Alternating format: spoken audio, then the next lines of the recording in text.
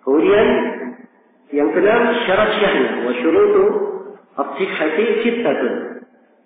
Dan syarat sahihnya, syarat benarnya salat ada 6. Ini syarat syahnya. Nah, ada 6 syarat.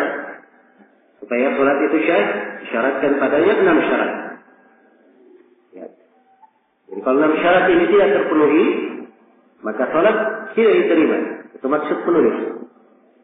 Jadi kita lihat dulu 6 syarat ini apakah benar semuanya syarat atau tidak. Yang pertama kata beliau taharatul hadath. Yang pertama bersuci dari hadath. Iya. Tidak boleh ada hadath padanya, hadath kecil maupun hadath besar. Rasulullah SAW bersabda dan tentang hadath ini dimaklumi ayat di surah Al-Maidah. Ya.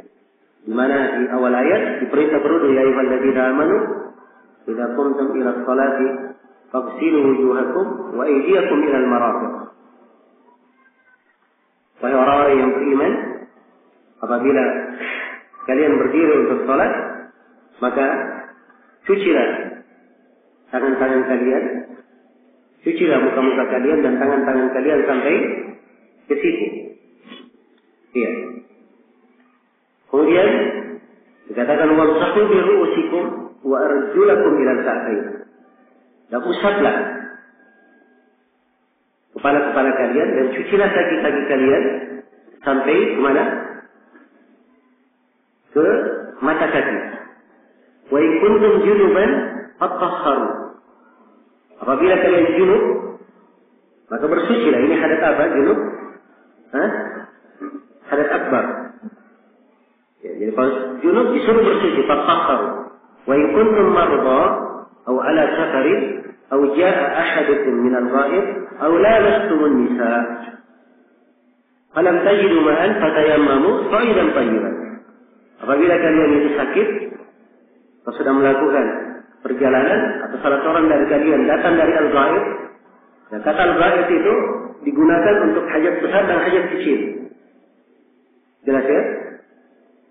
Seorang datang dari buang hajatnya, besar maupun kecil. Aula lastumun nisa, atau kalian menyentuh perempuan. Ya. Falam tajidu ma'an, lalu kalian tidak menemukan air. Fatayammamu sa'idan tayyiban. Maka bertayamumlah dengan tanah yang baik. Famsahu biwujuhikum wa aydiyakum wa aydikum minhu. Usaplah wajah-wajah kalian wa aydikum minhu, dan tangan-tangan kalian usap dari tanah itu. Ini tayammum.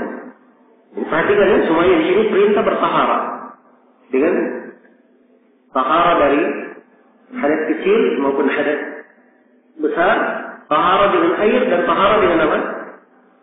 Dengan tanah. Iya. Dalam wudu, mandi dan tayammum. Ini dalam satu ayat.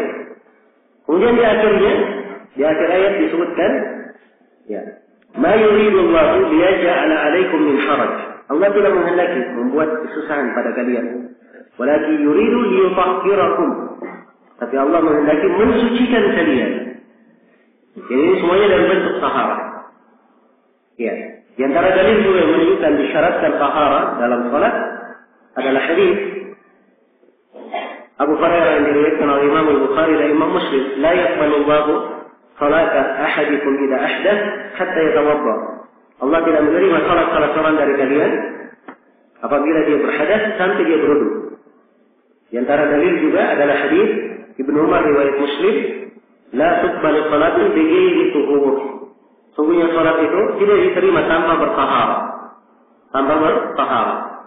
Maka ini semuanya dalil-dalil yang menunjukkan tentang disyaratkannya bersuci dari hadas bagi siapa yang ingin diterima salatnya. Iya. Baik, ini syarat yang pertama. Sekali lagi syarat yang pertama dari syarat syahnya salat adalah apa? Bersuci dari hadas. Taharatu al-hadas. Kemudian taharah jenis yang kedua atau syarat yang kedua, syarat syahnya salat yang kedua, kata penulis wa taharatul khabath, dan bersuci dari al-khabath.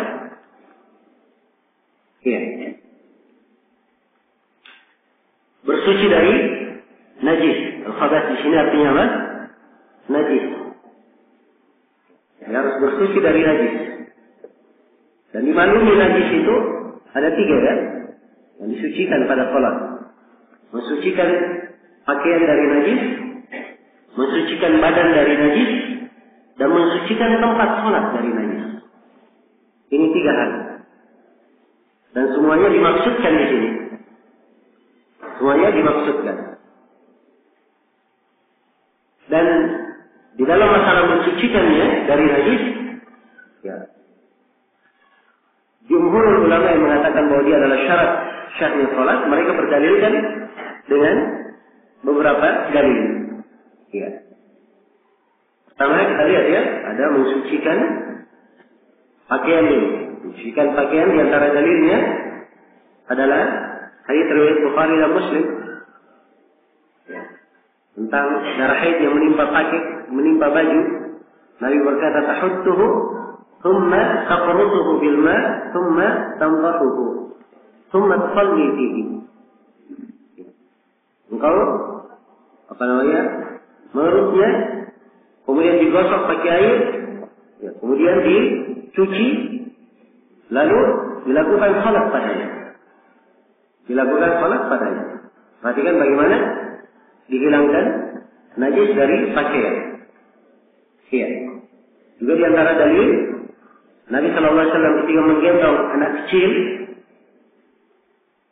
dan anak kecil ini belum makan makanan selain dari air susu ibunya.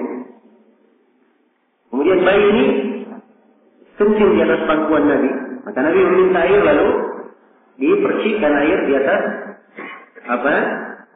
kencing bayi laki-laki tersebut. Iya. Ini membersihkan pakaian. Ya, juga di antara dalil adalah hadis tentang kisah Nabi SAW dan para sahabat yang salat. Ya. Kemudian tiba-tiba Rasulullah SAW sementara salat beliau melepas kedua sendalnya, lalu melanjutkan salatnya. Maka para sahabat yang melihat Nabi melepas sendalnya, mereka ikut melepas sendal mereka. Begitu selesai, maka Nabi SAW bertanya, kenapa kalian melepas sendal-sendal kalian? Para sahabat menjawab, ya Rasulullah, kami melihat engkau melepas sendalmu, kami pun ikut melepas sendal-sendal kami. Rasulullah bersabda, inna Jibril atani akhbarani anna fihi ma'adan atau qadaran. Sungguhnya Jibril datang mengabarkan kepadaku bahwa pada sendal itu ada kotoran atau ada apa? Hal yang najis padanya. Iya. Baik. Ini di antara dalil ya. Ini khusus berkaitan dengan pakaian. Ada yang berkaitan dengan badan. Berkaitan dengan badan, dimaklumi ada perintah beristinja dengan air, istinja dengan batu, untuk membersihkan najis dari badan. Iya. Demikian pula Nabi memerintah membersihkan madi. Demikian pula Nabi mengabarkan 2 orang yang disiksa di alam kubur. Salah satunya dia tidak apa? Karena la yastanzihu min bauli, dia tidak berbersih ketika buang air kecil. Iya. Adapun berbersih di tempat, pada tempat yang dipakai salat, ada ayat Al-Quran, wa ahidna ila Ibrahim wa Ismail an tahhira baitiya lit-ta'ifina wal-'akifina wa ruk'a'is sujud. Kami ambil janji pada Nabi Ibrahim dan Nabi Ismail supaya mereka berdua mensucikan rumahku, yaitu Ka'bah. Jadi kalimat disucikan. Ya, Ka'bah ini menunjukkan bahwa tempat yang dipakai salat disucikan. Dan juga di antara dalil adalah kisah Arab yang kencing di masjid. Ya, lalu Nabi SAW meminta didatangkan satu timba besar berisi air, kemudian dituangkan di atas kencing itu, supaya bersih tempat salat itu dan menjadi suci. Nah, baik, ini di antara dalil-dalil. Ya. Dalil-dalilnya jelas. Tapi sisi pendalilannya yang dipermasalahkan itu. Karena para ulama yang membawakan dalil ini, mereka mengatakan disyaratkan syarat syahnya salat. Syarat apa? Syahnya salat. Apa artinya syarat syah? Syarat itu kalau ditinggalkan batal salatnya. Jadi syarat salat kalau ditinggalkan apa? Batal salatnya. Iya. Nah, sedangkan di dalam hadis kita melihat sebaliknya. Nabi Shallallahu Alaihi Wasallam yang salat menggunakan sendal ada najisnya. Ya. Setelah itu sendalnya dibuang. Salat dilanjutkan. Andai kata itu syarat, maka harusnya diulang dari awal salat. Jelas ya? Harusnya diulang dari awal. Dari awal. Ya. Karena itu di pendapat sebagian ulama dan ini yang dikuatkan oleh Imam Asy-Syaukani dan sebagian dari guru-guru kita di masa ini, mereka menguatkan bahwa berbersih dari najis pada saat salat itu bukan syarat, hanya kewajiban. Hanya kewajiban. Iya. Dia tidak masuk ke dalam syarat, tapi masuk dalam kewajiban. Ini mungkin pendapat ya, lebih tepat dari sisi pemahaman dan dalil yang ada. Ya wallahu ta'ala. Baik. Selesai sudah syarat yang berapa? Yang kedua dari syarat syahnya salat. Kemudian syarat yang ketiga wal waqt. Syarat tentang waktu salat. Ya, jadi salat itu diterima kalau salat dilakukan pada waktunya. Ya, karena itu kalimat penulis di sini, sebagaimana kebanyakan buku-buku di fikih Hambali dibahasakan dengan kata waktu. Dan ini dikritik oleh Syekh Ibnu Utsaimin. Syekh Ibnu Utsaimin mengkritik penggunaan kata ini. Dan beliau katakan afdalnya dibahasakan dengan kata waduhulul waqt, masuknya waktu. Bukan waktunya saja, tapi masuknya lah. Waktu yang syarat masuknya waktu. Ya. Kalau sudah masuk waktu salat, itu sudah terpenuhi syarat. Jelas ya? Jadi ditambah kalimat dukhul al-waqt. Itu lebih detail. Adapun pensyaratan masuknya waktu itu ditunjukkan oleh banyak dalil. Dari ayat Al-Quran, Allah Subhanahu wa Ta'ala berfirman, "Inna salata kanat 'alal mu'minina kitaban mawquta." Sungguhnya salat terhadap kaum mukminin adalah sebuah ketentuan kewajiban yang telah ditentukan, telah dipastikan. Iya, ditetapkan waktunya. Dan juga firman Allah Subhanahu wa Ta'ala, "Aqimis salata liduluki syamsi ila ghasaqil lail wa qur'an al-fajr. Inna qur'an al-fajri kana mashhuda." Tegakkanlah salat ketika matahari itu sudah mulai tergelincir hingga terbenamnya matahari, dan baca Al-Quran di waktu fajar. Bacaan Quran di waktu fajar. Ini waktu-waktu salat. Ya, ditegakkan salat pada waktunya. Dan mutawatir dari Nabi Sallallahu Alaihi Wasallam penjelasan hadis tentang apa? Mawaqit as-salat, waktu-waktu salat.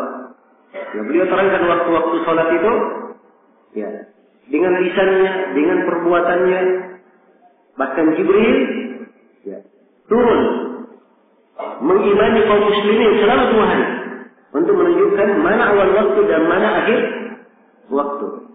Ini tentang kisah Jibril mengimani kaum muslimin. Ini kisahnya syah di dalam Musnad Imam Ahmad dari hadits Ibnu Abbas dan selainnya. Jibril turun berwujud manusia. Kemudian beliau menjadi imam di depan, Nabi di belakangnya, dan para sahabat di belakang Nabi Sallallahu Alaihi Wasallam selama 2 hari. Dan Jibril mengimami di hari pertama di awal waktu, di hari yang kedua di akhir waktu. Kemudian beliau setelah selesai dikatakan bahwa salat antara 2 waktu ini pada 2 hari yang dia kerjakan. Ini menunjukkan bahwa disyaratkan salat itu pada waktunya. Disyaratkan salat pada waktunya. Akan dilakukan di luar waktu tanpa udzur, maka salatnya adalah batal. Adapun kalau ada udzur karena dia tidur atau karena dia lupa, Nabi SAW telah bersabda, "Man nama an salatihi aw nusiya anha, fa waqtuha hina ma dzakaraha." Siapa yang tidur dari salatnya atau dia lupakan, maka waktunya ketika dia mengingatnya. Ketika dia mengingatnya. Ini kalau ada udzur. Ya, tapi kalau tidak ada udzur, maka tidak diterima salat itu kecuali pada apa? Pada waktunya. Saya pilih syarat yang ketiga. Iya. Kemudian syarat yang keempat dari syarat syahnya salat, wasatrul aurat, dan menutup aurat. Dan menutup aurat. Iya. Kalau di pembahasan Al-Quran, ya bani Adam, khudu zinatakum inda kulli masjid. Wahai anak Adam, ambillah perhiasan kalian ketika kalian memasuki masjid. Disebut perhiasan. Ya. Kalau satrul aurat, artinya dia menutup aurat. Dari kata aurat yang merupakan aibnya, hal yang tidak baik ditampakkan, dia tutup. Itu aurat namanya. Istilahnya. Dan menutup aurat ini merupakan syarat salat dengan beberapa dalil. Di antara dalil adalah ayat di surah Al-A'raf yang saya bacakan tadi. Ya bani Adam, khudu zinatakum inda kulli masjid. Wahai anak Adam, ambillah perhiasan kalian ketika kalian memasuki masjid. Suruh mengambil perhiasan. Yang dimaksud dengan perhiasan di sini, apa yang harus dia pakai untuk menutupi auratnya. Ya, apa yang dia pakai untuk menutupi auratnya. Nah, juga di antara dalil adalah sabda Rasulullah SAW, ya, tentang berpakaian untuk salat. In kana wasi'an faltahif bih, wa in kana dhayyiqan fattajir bih. Ya, apabila pakaiannya luas, hendaknya dia pakai berselimut, maksudnya dia tutupi seluruh badannya. Ya. Kalau ternyata pakaiannya sempit, maka dia pakai bersarung saja, dia tutupi sarungnya. Sebab ini aurat dari pusar sampai pelutut yang dia tutupi. Ini kalau sempit. Tapi kalau dia punya kelebihan kain, wajib dia tutup kedua bahunya. Wajib dia tutup kedua bahunya. Nah, maka sini harus sebutkan paling tidak dia memakai sarung. Iya. Baik. Kemudian Ibnu Abdul Bar menukil kesepakatan ulama bahwa siapa yang salat dalam keadaan telanjang, sedangkan dia mampu berpakaian, maka salatnya dianggap sebagai salat yang batil. Salat yang batil. Nah, ini pendapat yang insyaallah taala dikuat Imam Syaukani di dalam pembahasan ini. Beliau cenderung mengatakan bahwa menutup aurat bukan syarat syah, hanya kewajiban saja. Nah, hanya kewajiban. Namun, ya, ini diterangkan bahwa adalah kesepakatan dan makna dari ayat, kemudian dari hadis juga cenderung untuk menunjukkan syaratnya. Maka pendapat yang mengatakan menutup aurat adalah salah satu syarat syahnya salat, insyaallah taala itu lebih tepat. Iya. Baik. Kemudian yang ke berapa sekarang? Yang kelima, kata beliau wastiqbalul kiblat. Wastiqbalul kiblat, dan menghadap kiblat. Iya.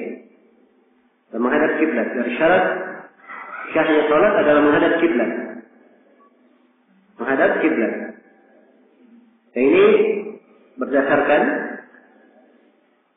dalil dari Al-Quran dan dari hadits Rasulullah dan kesepakatan di kalangan ulama. Dari Al-Quran Al-Karim, Allah Subhanahu wa taala berfirman, "Wa min haitsu kharajta fawalli wajhaka syatr al-masjidil haram. Wa haitsu ma kuntum fawallu wujuhakum syatr." Dari mana engkau keluar, maka palingkanlah, hadapkanlah wajahmu ke pertengahan Masjidil Haram. Dan dimanapun kalian berada, maka arahkanlah wajah kalian ke pertengahan Masjidil Haram. Ya, ini perintah dalam Al-Quran Al-Karim. Dan di antara hadis, banyak sekali hadis yang menunjukkannya. Antara hadis yang paling penting menunjukkan hal ini adalah hadis tentang orang al-musi di salatihi, orang yang jelek di dalam salatnya itu. Dan dia salat dan Nabi menyaksikannya. Setelah selesai salat dia mendatangi Nabi. Dia berkata Assalamualaikum. Dia memberi salam kepada Nabi, maka Nabi menjawab salamnya. Kemudian Nabi berkata, "Irji fasal fa innaka lam tusall." Kembalilah kamu salat. Ya, ulangi salatmu. Sungguhnya kamu tadi belum salat. Ya, sampai 3 kali. Setelah itu orang ini berkata, "Ya Rasulullah, saya tidak paham cara salat kecuali apa yang saya lakukan ini. Maka ajarilah saya bagaimana cara salat." Maka Nabi sallallahu alaihi wasallam bersabda, "Idza qumta ila salati fa asbighul wudu, thumma istaqbil al-qibla fakabbir." Apabila kamu berdiri untuk salat, maka sempurnakan wudu. Kemudian menghadaplah ke kiblat lalu takbir. Jadi ini diperintah menghadap ke mana? Ke kiblat. Menunjukkan bahwa dari syarat salat, syarat syahnya salat harus menghadap ke mana? Ke kiblat. Karena ini orang tadi salatnya dianggap tidak syah oleh Nabi. Maka apa yang diajarkan oleh beliau di sini itu adalah hal yang menyebabkan salatnya itu syah. Iya. Baik. Dan sepakat para ulama bahwa menghadap ke kiblat pada saat salat itu adalah kewajiban. Tidak ada silang pendapat di kalangan ulama. Kemudian syarat yang terakhir, syarat yang keenam, kata beliau wan niyah. Dan niat. Ya. Niat ini adalah syarat pada seluruh apa? Seluruh ibadah. Termasuk salat. Setelah berulang kali kita terangkan dalilnya, di antaranya hadis innamal a'malu binniyat wa innamal likulli imri'in ma nawa. Setiap amalan itu tergantung dengan niatnya dan setiap orang hanya mendapatkan sesuai dengan apa yang dia niatkan. Baik. Dengan ini selesai sudah pembahasan kaidah yang ke-14 tentang syarat-syarat salat. Apakah itu syarat yang berkaitan dengan syarat wajibnya atau berkaitan dengan syarat syahnya salat. Syarat wajibnya salat ada berapa tadi? Ada 5. Dan syarat syahnya ada berapa? Ada 6. Iya. Dan ini pembahasan penulis di sini lebih lengkap. Lebih lengkap. Sebagian ulama kalau kebanyakan fikih Hanbaliyah, kebanyakannya mereka kalau menyebut syarat salat paling banyak disebut 9. Ya. Ada yang menyebut 6 saja. Karena syarat wajib semua orang sudah paham. Semua orang sudah paham. Dan sebagainya hanya menyebut 6. Tapi lengkapnya seperti yang diterangkan oleh penulis di sini.